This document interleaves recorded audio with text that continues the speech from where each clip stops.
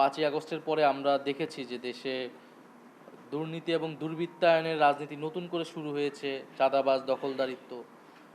আবার অন্যদিকে আমরা সামাজিক ফ্যাসিবাদের উত্থান দেখতেছি। তো এই দেশ দেশে কিন্তু নানামুখী সংকট আসলে আছে। আবার পতিত স্বৈরাচারী শক্তি, তারা তো নানা ধরনের ষড়যন্ত্র করছে, তাদের সাথে নানান বৈদেশিক শক্তি জড়িত। ফলে আমরা কিন্তু একটা সংকটের মুখেই আছি। এই সংকটের মধ্যে আমাদের যেমন জাতীয় ঐক্য প্রয়োজন, আবার এই জাতীয় ঐক্যের ভিতরে আমাদের নিজেদের দলগুলোর ভিতরে যে সমস্যাগুলো রয়েছে সেই সমস্যাগুলোও সমাধান করে আমাদেরকে এক জায়গায় থাকতে হবে।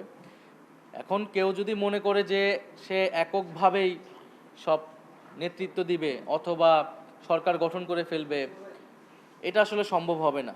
দেশের যদি এই ন্যূনতম ঐক্য না থাকে দেশের সবগুলো পক্ষের মধ্যে, ফলে এককভাবে সরকার গঠন করা এবং সেই সংসদ টিকিয়ে রাখা, সরকার টিকিয়ে রাখা কারো পক্ষে সম্ভব হবে না।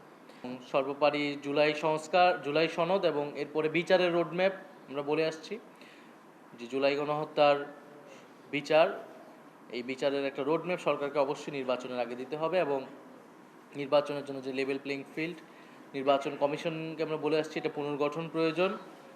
নির্বাচন কমিশনে জনগণের এবং রাজনৈতিক দলের আস্থা হারাচ্ছে এবং ফেব্রুয়ারিতে নির্বাচন হতে হলে আসলে এই বিষয়গুলো দ্রুতই সমাধানের দিকে যেতে হবে এবং আমরা আশা করব যে আমরা দ্রুতই সেই সমাধানের দিকে যেতে পারব।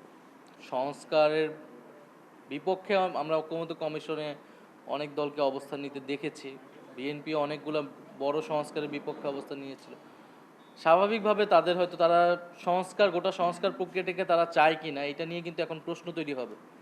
কারণ পুরো সময়টা ধরে দেখেছি আমরা গুরুত্বপূর্ণ সংস্কারে বিএনপি ভেটো দিয়েছে, বিরোধিতা করেছে।